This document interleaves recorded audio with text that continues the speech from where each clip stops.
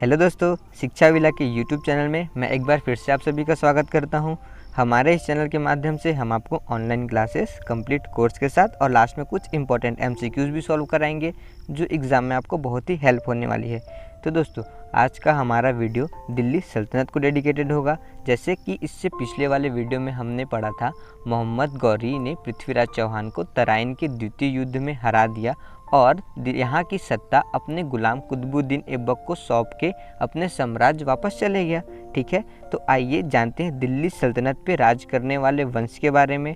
तो दिल्ली सल्तनत पे कुल 5 वंशों ने राज्य किया, जिनके क्रम है गुलाम वंश, खिलजी वंश, तुगलक वंश, सैयद वंश और लोधी वंश।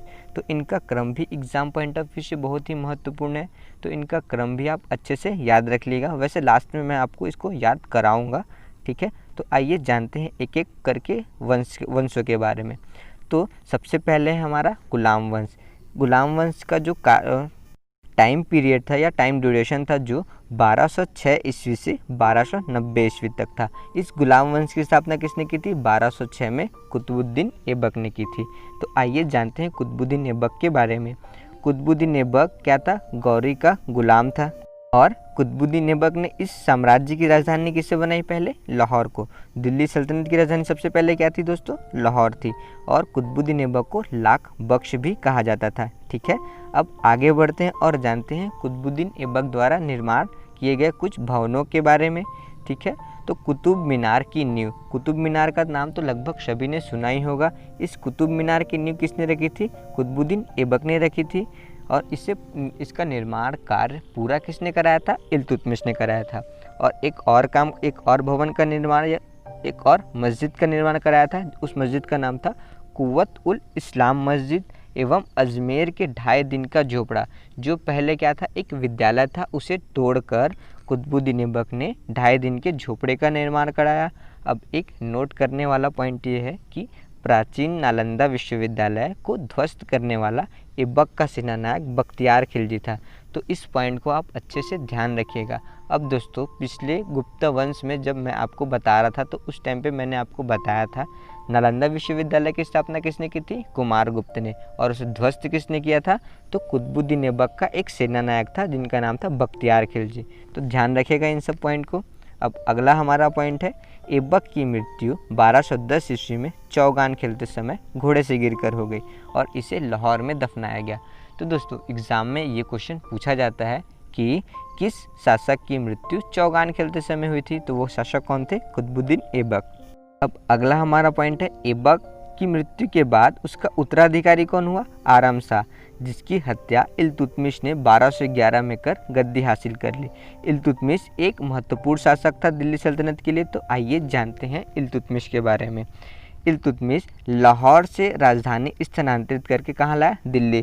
तो एग्ज़ाम में ये क्वेश्चन पूछा जाता है कि किस शासक ने अपनी राजधानी लाहौर से स्थानांतरित करके दिल्ली लाई? तो वे शासक कौन थे? इल्तुतमिश।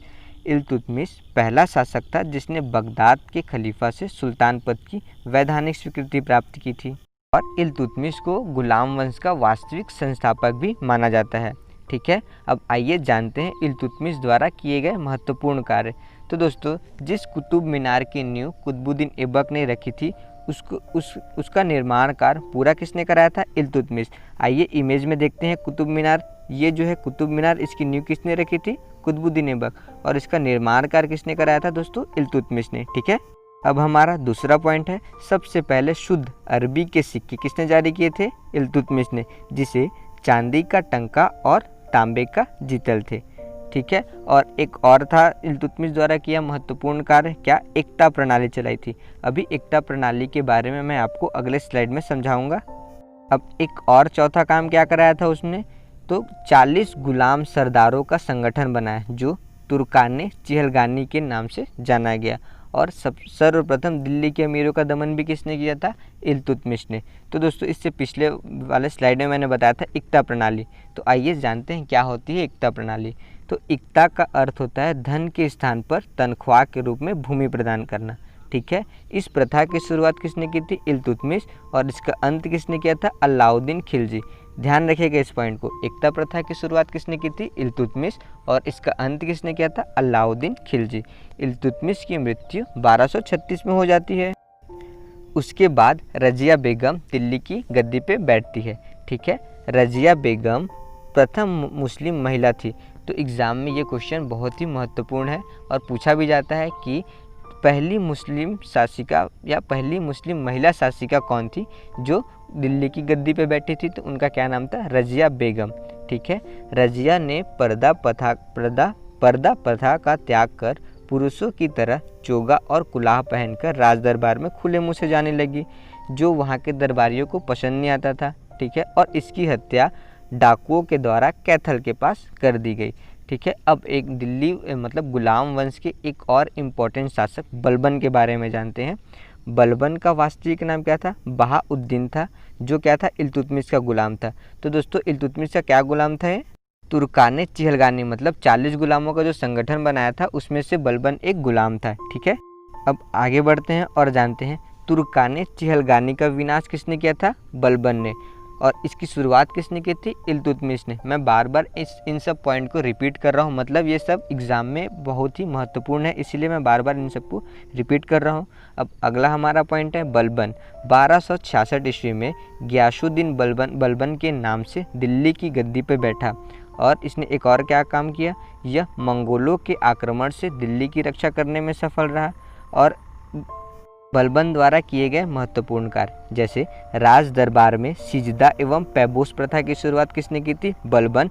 और फारसी रीति रिवाज पर आधारित नवरोज उत्सव भी किसने प्रारंभ किया था, बलबन ने। तो इन सब पॉइंट को आप ध्यान रखिएगा कि नवरोज उत्सव का प्रारंभ किसने किया था, बलबन ने। बलबन ने अपने विरोधियों के प्रति लौह और रक्त की नीति का पालन किया। अब अगला हमारा पॉइंट है बलबन के दरबार में एक प्रसिद्ध फारसी कवि अमीर खुसरो रहते थे। अमीर खुसरो के बारे में एग्ज़ाम से क्वेश्चन बनता है, तो आइए जानते हैं अमीर खुसरो के बारे में। इनका मूल नाम क्या था, अमीर खुसरो का मूल नाम मोहम्मद हसन था। खुसरो प्रसिद्ध सूफी संत शेख निज़ामुद्दीन औलिया के शिष्य थे। वह बलबन से लेकर मोहम्मद तुगलक तक दिल्ली के सुल्तानों के दरबार में रहे।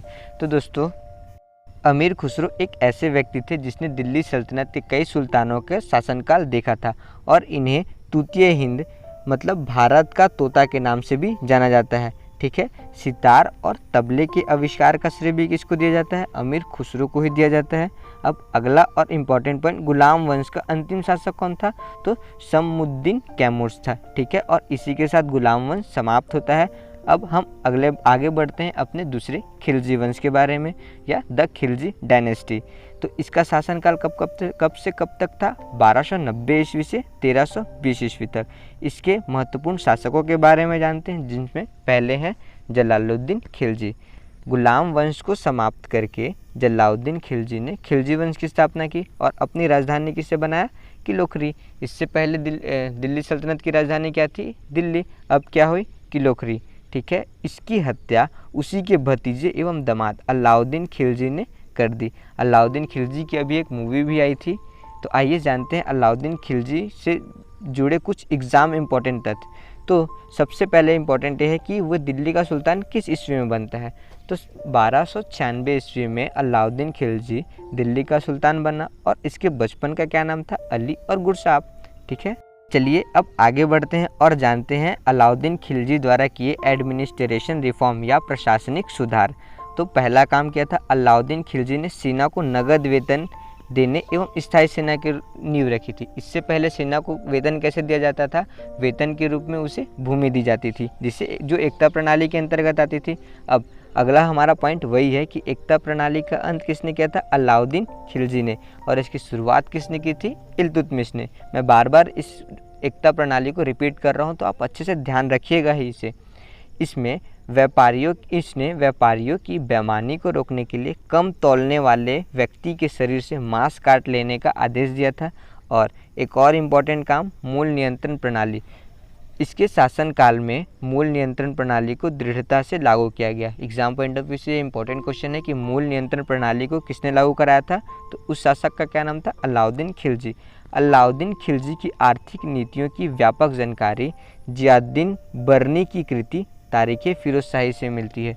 तो दोस्तों बर्नी एक कृति लिखी जिसका नाम क्या था, तारीख़ फिरोजशाही। तो इस बात को आप अच्छे से ध्यान रखिएगा, बर्नी द्वारा लिखित कृति का क्या नाम था, तारीख़ फिरोजशाही। चलिए आगे बढ़ते हैं और जानते हैं अलाउद्दीन खिलजी द्वारा लगाए जाने वाले 2 नवीन करों के बारे में। तो अलाउद्दीन खिलजी ने अपने शासनकाल में 2 नए कर लगाए, जिनमें पहला है चराई कर जो दुधारू पशुओं पर लगाया जाता था, और दूसरा है गड़ी कर मतलब घरों और झोपड़ियों पर लगने वाला कर। ठीक है, अब अगला पॉइंट, मुबारक खिलजी इस वंश का अंतिम शासक हुआ जिसकी हत्या खुसरो खान ने कर दी।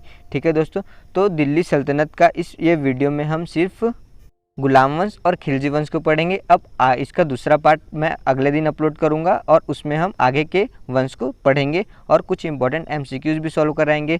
तो दोस्तों, अगर हमारा वीडियो पसंद आए तो हमारे चैनल को लाइक करें, शेयर करें और सब्सक्राइब करें, और वीडियो की नोटिफिकेशन सबसे पहले पाने के लिए बेल आइकन ज़रूर दबाएं। Thank you.